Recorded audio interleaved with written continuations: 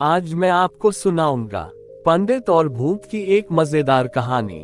एक बार की बात है, एक पंडित था। उसकी पत्नी बहुत झगड़ालू थी।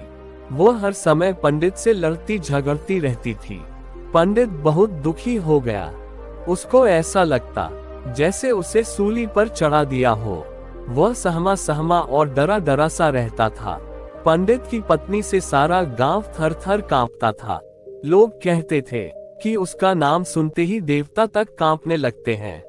हम क्या चीज हैं। पंडिताइन रोजाना पंडित जी को गाली गलौज से अच्छी खासी पूजा करती थी। पंडित जी थे कि उसके आगे बोलते तक नहीं थे। आखिर में पंडित जी ने थक हार कर अपना घर और गांव छोड़ने का निर्णय लिया।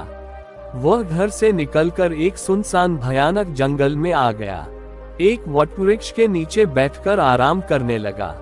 इतने में उसे गहरी नींद आ गई। उस वटवृक्ष पर एक भूत रहता था। आने जाने वालों को डराता था और कभी कभी आने जाने वालों के साथ मस्खरी करके उनका मजाक भी उड़ाता था। पंडित को वहां सोए हुए देखकर उसके मन में एक शरारत आई।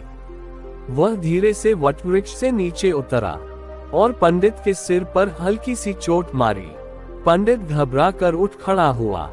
वह डर के मारे कांप रहा था। भय से उसके मुंह से अचानक अपनी पत्नी का नाम त्रिशूला निकला। त्रिशूला का नाम सुनते ही भूत डर के मारे कांपने लगा। वह सामने आकर पंडित के चरणों में गिर पड़ा और कहने लगा, पंडित जी, मुझे त्रिशूला से बचाओ। मैं आपका गुलाम बनकर रहूंगा। जो भी कहोगे वही करूंगा। पंडित ने उस भूत से पूछा, अरे भाई, तुम त्रिशूला से इतना क्यों डरते हो? भूत बोला, पंडित जी, पूछो मत। इससे पहले मैं एक पंडितों की बस्ती में रहता था।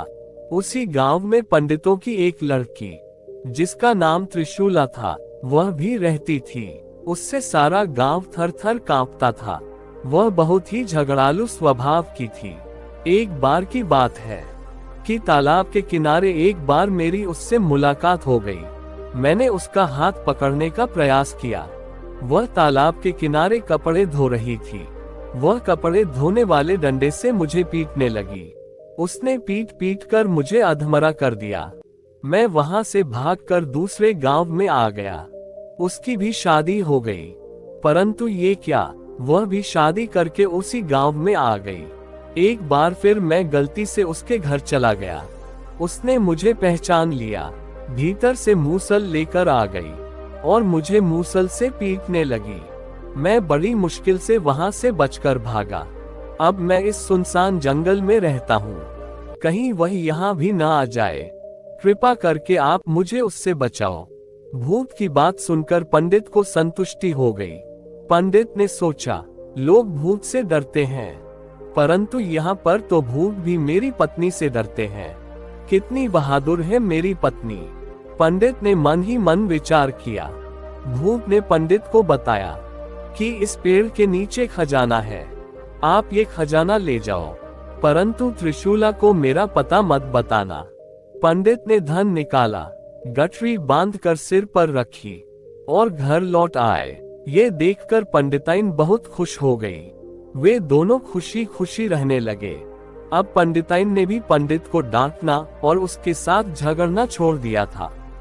धन्यवाद दोस्तों, अगर आपको इस चैनल के वीडियोस पसंद आती हो तो आप इस चैनल को सब्सक्राइब कर हमें सपोर्ट जरूर करें।